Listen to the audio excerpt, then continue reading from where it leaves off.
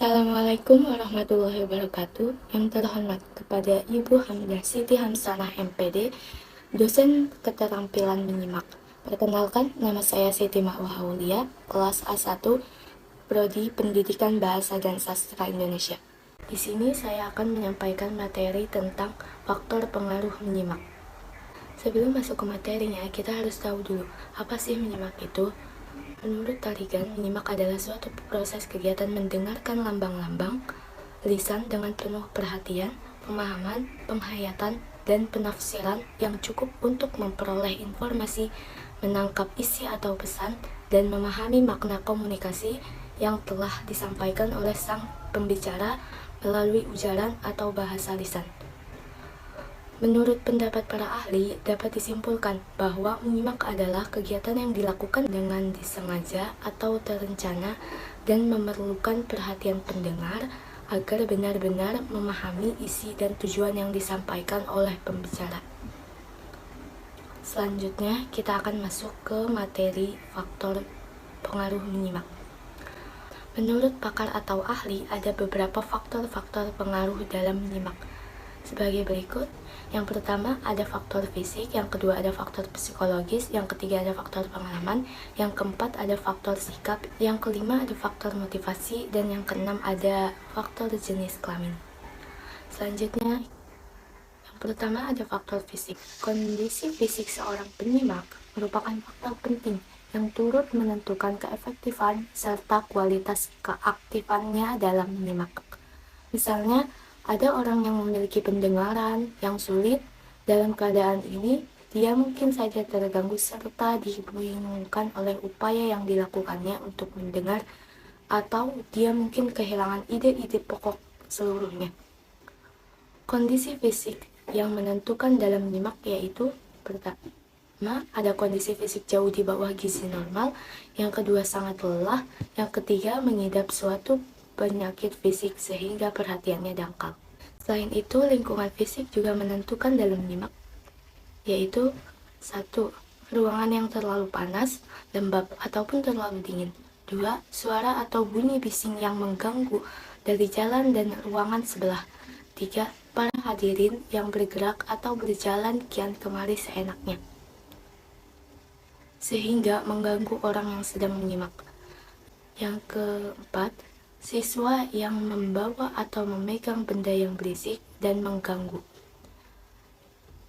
Walaupun kelihatannya faktor-faktor fisik tersebut bersifat sepele, tetapi pengajar harus bijaksana agar selalu memperhatikan hal-hal tersebut supaya proses kegiatan belajar mengajar mencapai tujuan yang telah ditentukan. Karena faktor fisik yang prima merupakan modal utama bagi penyimak. Dan yang kedua, ada faktor psikologis. Di sini kita bisa lihat apa itu faktor psikologis. Faktor psikologis adalah faktor-faktor yang melibatkan sikap-sikap dan sifat-sifat pribadi, atau faktor psikologis juga mempengaruhi dalam kegiatan menyimak. Faktor psikologis yang dimaksud adalah 1.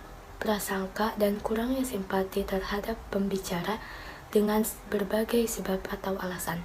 Yang kedua, keegosentrisan dan asiknya terhadap minat pribadi serta masalah pribadi.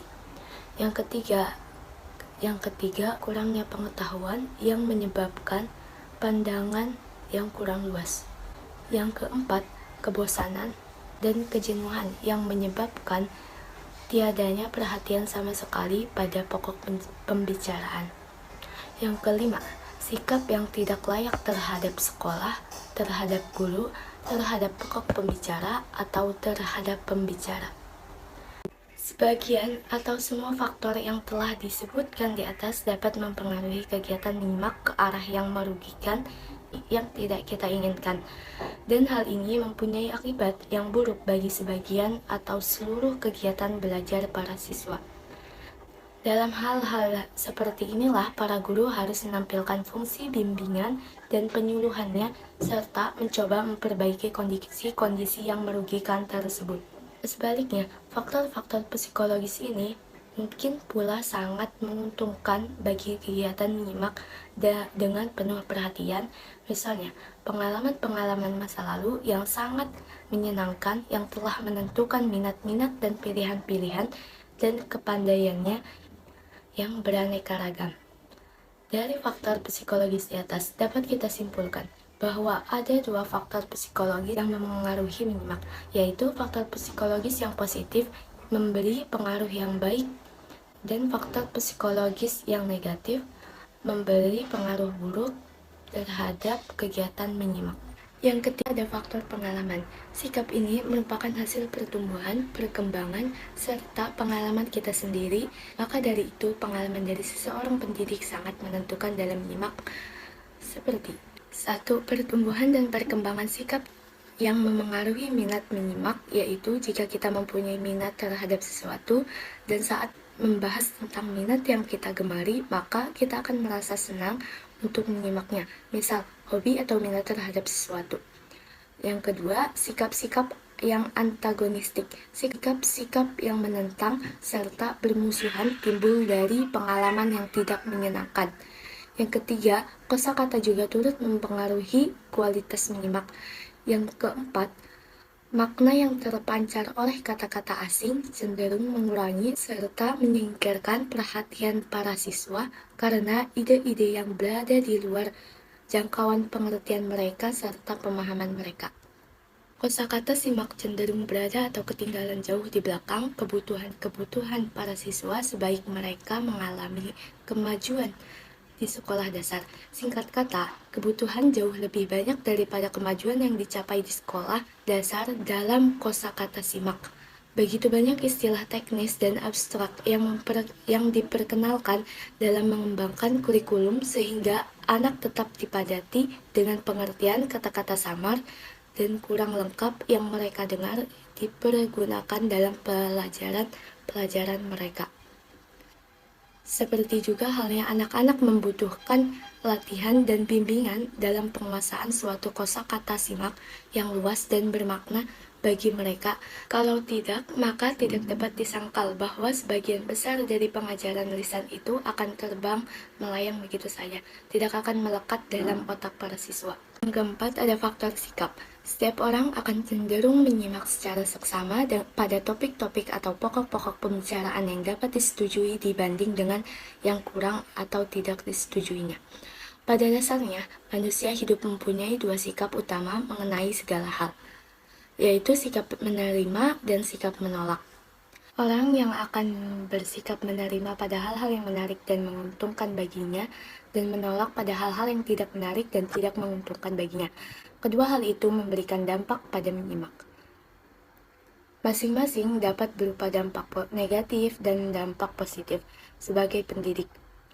Nantinya kita pasti akan memilih dan menanamkan dampak positif pada siswa didik kita dari segala bahan yang disajikan, khususnya bahan simakan. Menyajikan pelajaran dengan materi yang menarik, dengan penampilan yang mengasihkan dan mengagumkan, sehingga dapat menarik siswa untuk menyimak. Berikut faktor yang memengaruhi kegiatan menyimak. Yang pertama ada pokok-pokok pembicaraan yang kita setujui cenderung akan kita simak secara seksama dan penuh perhatian. Yang kedua, pembicara harus memilih topik yang disenangi oleh para penyimak. Yang ketiga, pembicara harus memahami sikap menyimak karena merupakan modal penting bagi pembicara untuk menarik minat atau perhatian penyimak. Yang keempat, penampilan pembicara yang mengasihkan dan mengagumkan sehingga membentuk sikap positif para siswa. Yang kelima, ada faktor motivasi. Faktor motivasi merupakan salah satu penentu keberhasilan seseorang. Jika seseorang memiliki motivasi yang kuat, maka diharapkan orang itu akan berhasil mencapai tujuan. Motivasi berkaitan dengan pribadi atau personalitas seseorang. Kalau kita yakin dan percaya bahwa pribadi kita mempunyai sifat kooperatif, tegang hati, dan analitis, kita akan menjadi penyimak yang lebih baik dan unggul daripada berpikir bahwa kita malas, bersifat argumentatif, dan egosentris. Begitu pula dalam menyimak, dorongan dan tekad diperlukan dalam mengerjakan sesuatu dalam kehidupan ini. Menerangkan pelajaran dan jelas, mengutarakan maksud dan tujuan yang hendak dicapai, serta bagaimana cara mencapai tujuan, jelas merupakan suatu bimbingan kepada para siswa untuk menanamkan serta memperbesar motivasi mereka untuk menyimak dengan tekun. Berikut faktor motivasi yang mempengaruhi dalam kegiatan menyimak. Yang pertama, memiliki motivasi yang kuat dalam mengerjakan sesuatu, terutama menyimak. Yang kedua, melibatkan sistem penilaian kita sendiri sehingga kita dapat memperoleh sesuatu yang berharga. Dari isi pembicara itu, dengan sendirinya kita akan bersemangat untuk menyimak. Yang ketiga, penyimak mengajukan pertanyaan, apa dan apa lagi yang dapat saya petik dari ceramah sang pakar ini? Karena pertanyaan tersebut adalah pertanyaan yang tepat dan benar. 4. Penyimak tidak yakin akan memperoleh sesuatu yang berharga dan berguna dari pembicara. Yang kelima, penyimak harus percaya bahwa penyimak mempunyai sifat kooperatif, tegang hati, dan analitis sehingga kita menjadi penyimak yang baik dan unggul. Dan yang terakhir, faktor jenis kelamin. Secara umum, laki-laki dan perempuan memiliki sifat dan sikap yang berbeda, dan hal ini merupakan salah satu faktor dalam menyimak. Namun, sikap khas perempuan juga bisa dimiliki oleh laki-laki, begitu pula sebaliknya. Jadi, sikap umum laki-laki dan perempuan tidak relatif. Berikutnya, di sini bisa kita lihat perbedaan gaya menyimak berdasarkan perbedaan jenis kelamin. Perbedaan gaya menyimak pria yaitu ada objektif, aktif, keras hati, analisis, rasional, tidak mau mundur, netral, intrusif atau bersifat mengganggu, berdikari atau mandiri, swasembada atau sanggup mencukupi kebutuhan sendiri, dan menguasai emosi. Dan perbedaan gaya menyimak wanita ada subjektif, pasif, simpatik, difusi atau menyebar, sensitif, mudah terpengaruh, cenderung memihak, mudah mengalah, reseptif, bergantung, dan emosional. Sekian pemaparan materi dari saya, semoga bermanfaat. Kurang lebihnya mohon maaf.